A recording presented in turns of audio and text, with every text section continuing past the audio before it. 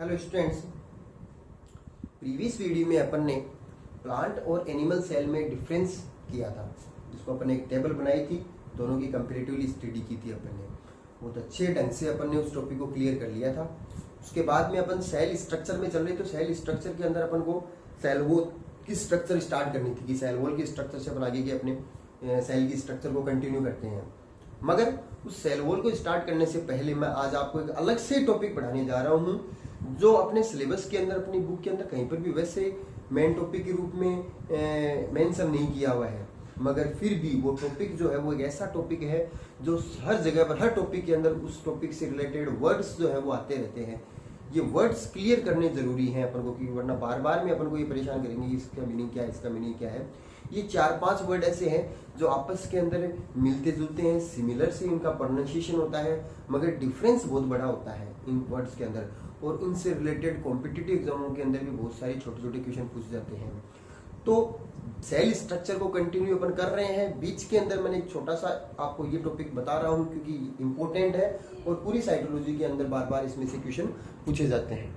तो ये 4 वर्ड्स कौन कौन से, अपने इन चारों वर्ड्स को मैं यहाँ पर पहले लिख रहा हूँ, फिर आपको डायग्रामेटिकली चारों में कौन कौन से डिफरेंस होते हैं वो मैं एक्सप्लेन करूंगा।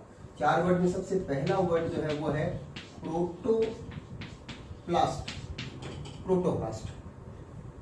सेकंड वर्ड जो है वो है प्रोटोप्लाज्म। थर्ड जो है उसका नाम है साइटोप्लाज्म।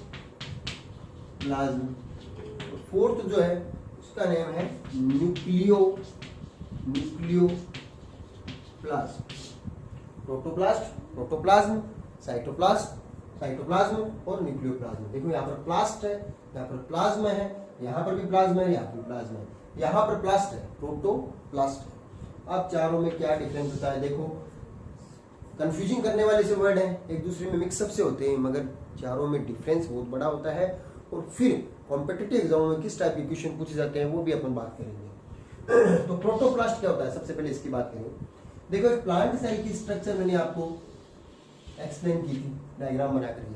प्लांट सेल में सबसे एक्सटर्नल एनवेलप क्या होता है, सेल वॉल। उसके बाद में सेल मेम्ब्रेन, उसके बाद में अंदर सभी सेल के कंपोनेंट, न्यूक्लियस है, वैक्यूल है, एंडोप्लाज्मिक रेटिकुलम, साइटोप्लाज्म, ये सब चीजें अंदर पाई जाती है। सबसे बाहर क्या है, सेल वॉल, लेयर है, चारों तरफ लेयर पाई जाती है सेल वॉल की। अब अपन इस प्लांट सेल की सेल वॉल को रिमूव कर दें, किसी प्लांट सेल की सेल वॉल को रिमूव कर दो, बस बाहर का जो छिलका है ना वो एक सेल वॉल वाला, वो हटा दो। सेल वॉल को हटाने के बाद में बची हुई कंप्लीट प्लांट सेल जो है ना उसको प्रोटोप्लास्ट कहते हैं। बची हुई कंप्लीट प्लांट सेल में क्या इंक्लूड है, यानी केवल सेल वॉल ही तो हटाइए ना, सेल मेम्ब्रेन तो इंक्लूड है। तो सेल मेम्ब्रेन से लेकर के कंप्लीट प्लांट सेल जिसमें न्यूक्लियस सब कुछ चीजें आ गई है, सिर्फ हटाई क्या है अपन ने, सेल वॉल को हटाइए। तो cell wall less plant cell is known as protoplast. केवल सेल वॉल को हटा दो। देखो, बाहर से एक एक लेयर हटाते जाएंगे, ये चारों वर्ड्स आपके क्लियर होते जाएंगे। Cell wall less plant cell is known as protoplast. केवल सेल वॉल को हटाया तो अब उस प्लांट सेल को प्रोटोप्लास्ट कह सकते हैं। अब वो क्या है, प्रोटोप्लास्ट है, केवल सेल वॉल को हटाया। नेक्ड प्लांट सेल बोल सकते हैं, naked plant cell is known as protoplast. Clear? तो ये प्रोटोप्लास्ट हो गया। उसके बाद में प्रोटोप्लाज्म के अंदर क्या करना है, थोड़ी सी एक चीज और हटा देनी है। अभी प्रोटोप्लास्ट जो बचा था ना, प्रोटोप्लास्ट में सबसे बाहर क्या बचा, सेल मेम्ब्रेन। अब इसमें से सेल मेम्ब्रेन को भी हटा दो। प्रोटोप्लास्ट में से सेल मेम्ब्रेन को भी रिमूव कर दो। सेल मेम्ब्रेन को रिमूव कर दिया तो इसके जस्ट नीचे से लेकर के फिर अगली यहाँ तक कंप्लीट स्ट्रक्चर जो है उसे बोलते हैं प्रोटोप्लाज्म। ये कहलाता है प्रोटोप्लाज्म। यानी प्रोटोप्लाज्म में क्या नहीं है, क्या है, प्रोटोप्लाज्म के अंदर सेल मेम्ब्रेन भी नहीं है, मगर है क्या, बाकी ये सब चीजें हैं।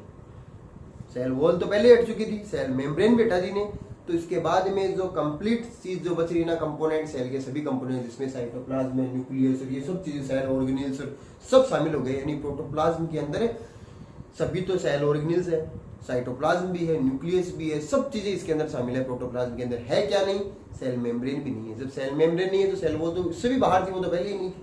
ठीक है, तो ये हो गया प्रोटोप्लाज्म, दोनों में डिफरेंस समझ में आ गया क्या? यहां पर मैं आपको बताऊं कि protoplast is equal to protoplasm plus cell membrane. ये मैंने एक इक्वेशन बना के लिख दी, क्या ये सही है? Protoplast is equal to protoplasm plus cell membrane, बिल्कुल सही है ये। प्रोटोप्लास्ट में सेल मेम्ब्रेन इंक्लूड थी, क्या नहीं थी? सेल वॉल नहीं थी, सेल मेम्ब्रेन तो थी ना, जबकि प्रोटोप्लाज्म के अंदर सेल मेम्ब्रेन भी नहीं थी। अगर प्रोटोप्लाज्म में सेल मेम्ब्रेन को इंक्लूड कर दें अपन, तो फिर प्रोटोप्लास्ट अपने आप ही बन जाएगा। आप समझ रहे हो, अपने आप ही बन गया ये protoplast is equal to protoplasm plus cell membrane. अब वो मैथमेटिकली रूल्स लगा सकते हैं। यहाँ पर अपन को ये कह दे protoplasm is equal to protoplast minus cell membrane, बिल्कुल सही है। प्रोटोप्लास्ट में से अगर सेल वॉल को भी रिमूव कर दे तो कम बची हुई, फिर उसके बाद में प्लांट सेल है वो कहलाती है प्रोटोप्लाज्म, क्योंकि सेल मेम्ब्रेन को अपन ने माइनस कर दिया है यहाँ से। अब अपन से इस टाइप से पूछ ले कि plant cell minus cell wall is equal to क्या होगा? तो प्लांट सेल में से सेल वॉल को रिमूव कर दें तो क्या बच रहा है फिर? प्रोटोप्लास्ट। ध्यान रखना, ये प्रोटोप्लास्ट के लिए इक्वेशन होगी। अब यहाँ वाली दोनों, इससे आगे की दो इक्वेशन मैंने आपको पहले बता दी। Protoplast is equal to protoplasm equal to protoplast minus cell membrane, या protoplast is equal to protoplasm plus cell membrane. Confuse होने की जरूरत नहीं है, सिर्फ आपको कंसेप्ट यहाँ से समझना है। ये तो अपने आप कर दोगे आप, थोड़ा सा समझने की जरूरी है। फिर ये प्लस माइनस तो मैं ऑन द स्पॉट ही तो बना रहा हूँ, आपके भी दिमाग के अंदर इजीली आ जाएंगे। कंसेप्ट समझना है कि प्रोटोप्लास्ट और प्रोटोप्लाज्म में क्या डिफरेंस है। प्रोटोप्लास्ट के अंदर तो सेल वॉल नहीं है और प्रोटोप्लाज्म के अंदर सेल मेम्ब्रेन भी नहीं है। क्लियर? अब उसके बाद में अगले वर्ड पर आते हैं अपन। अगला है साइटोप्लाज्म। अब साइटोप्लाज्म कौन सा हो गया? साइटोप्लाज्म में थोड़ा और कम जगह कर दो। साइटोप्लाज्म के अंदर क्या है? ये न्यूक्लियस है, तो न्यूक्लियस के चारों तरफ न्यूक्लियर मेम्ब्रेन।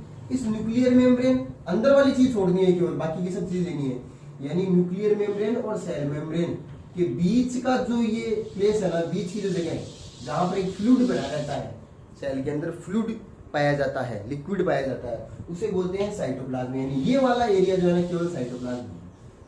तो प्रोटोप्लाज्म से क्या डिफरेंस हो गया है साइटोप्लाज्म में? प्रोटोप्लाज्म के अंदर ये तो था ही, साथ में ये और था, न्यूक्लियस और था, मगर यहाँ पर न्यूक्लियस नहीं है तो साइटोप्लाज्म मिल गया। अब यहाँ पर अपन ये कर सकते हैं कि cytoplasm is equal to protoplasm minus क्या कर दे? न्यूक्लियस कर दो, क्योंकि प्रोटोप्लाज्म के अंदर क्या था? प्रोटोप्लाज्म के अंदर साइटोप्लाज्म प्लस ये न्यूक्लियोप्लाज्म अंदर वाली चीज, ये न्यूक्लियोप्लाज्म है। तो अपन ये कर सकते हैं कि cytoplasm is equal to protoplasm minus nucleoplasm.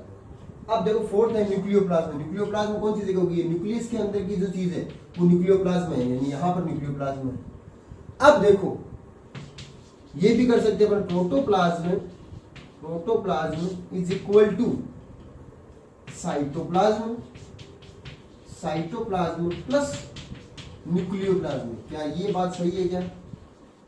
Cytoplasm plus nucleoplasm is equal to protoplasm, बिल्कुल सही है। साइटोप्लाज्म में क्या है? इतनी जगह, न्यूक्लियोप्लाज्म में क्या है? इतनी जगह। फिर बचा क्या है अंदर? सभी चीजें आ गई है, इतनी जगह ये आ गई है चारों तरफ का, तो ये एरिया आ गया है साइटोप्लाज्म में, और अंदर वाला एरिया कहलाता है न्यूक्लियोप्लाज्म। और प्रोटोप्लाज्म अपन ये कह रहे हैं कि यहाँ से लेकर के यहाँ तक का कंप्लीट प्रोटोप्लाज्म हो गया है। इसका मतलब protoplasm is equal to cytoplasm plus nucleoplasm. Plus minus आप कर सकते हो इसमें से। Cytoplasm is equal to protoplasm minus nucleoplasm, nucleoplasm is equal to protoplasm minus cytoplasm. ये इस मेन इक्वेशन से अपन प्लस माइनस करके कर ही सकते हैं। ठीक है?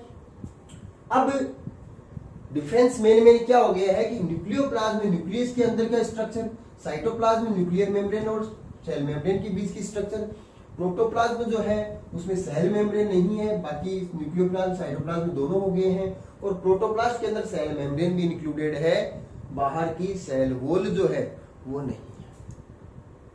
बात समझ में आ गई क्या? अब ये चारों वर्ड्स का कोई अलग से अपने बुक के अंदर मेंशन करके टॉपिक नहीं दिया हुआ, मगर ये वर्ड्स जो है ये बार बार में अपने सिलेबस के अंदर पूरी साइकोलॉजी में आएंगे, इसलिए चारों वर्ड्स का मीनिंग आपको मैंने एक साथ कंपेरेटिवली यहाँ पर इसीलिए बता दिया है कि अब आगे वर्ड आएगा तो आप इजीली समझ जाओगे कि जब कहीं पर भी नोट्स में प्रोटोप्लास्ट लिखा हुआ है, प्रोटोप्लाज्म लिखा हुआ है, साइटोप्लाज्म लिखा हुआ है, न्यूक्लियोप्लाज्म लिखा हुआ है, तो आप इजीली बता सकते हो कि कौन सी स्ट्रक्चर के बारे में बात करने जा रहे हैं अपन। ठीक है, और इस टाइप के क्वेश्चन कॉम्पिटिटिव एग्जाम में बहुत सारे पूछ जाते हैं, तो आप ऐसे क्वेश्चन भी इजीली सॉल्व कर सकते हो। आप एक को बताता मैं 3 नहीं बताता तो आगे वाले आपको कंफ्यूज करते रहते, इसलिए चारों वर्ड्स को एक साथ कंबाइन करके मैंने आपको एक्सप्लेन किया है। ठीक है, तो आज का ये वीडियो छोटा सा ही टॉपिक था, इसलिए छोटे से वीडियो में पूरा किया है अपन ने, क्योंकि एक अलग से टॉपिक आ गया है। ये सेल की बेसिक स्ट्रक्चर अपन चल रहे थे, उसमें सेल वॉल को करना था, मगर सेल वॉल को अपन ने एक वीडियो के अंदर अवॉइड करके बीच के अंदर ये टॉपिक इसीलिए लिया है क्योंकि आगे ये वर्ड्स बार बार में आएंगे, इसलिए यहाँ पर अपन ने इनको क्लियर कर लिया है। आगे की वीडियो में अपन सेल की बेसिक स्ट्रक्चर्स को कंप्लीट कंटिन्यू लेते जाएंगे, इसमें सेल वॉल को पढ़ेंगे। ठीक है, थैंक यू।